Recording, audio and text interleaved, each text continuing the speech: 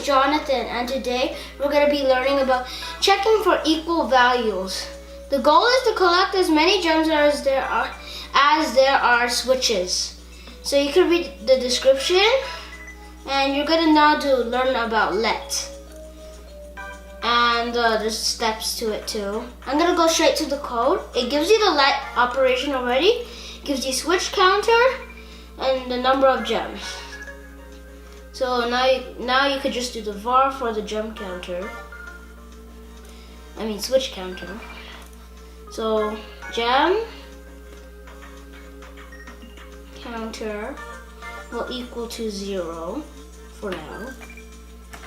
Then it's going to turn while gem counter is not equal to switch counter, because if they're not equal, it's not going to make sense. So the code is going to be if is not, we're going to do the rotation. So if it's blocked left, we just have to turn right. If is blocked left and is blocked right, is just blocked, then you're going to do just turn right.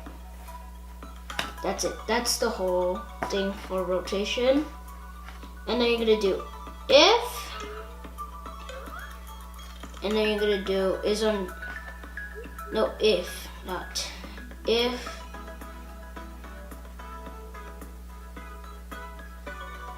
is on gem. We're going to collect the gem, and we're going to do gem counter will plus equal to 1. Then after that, we're going to do the moving code, which is move forward. Then I'm going to run fastest because you don't know how long it's going to be.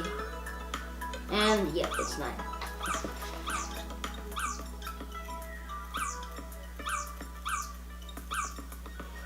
If you like this video, please subscribe to my channel and also leave a like. Bye!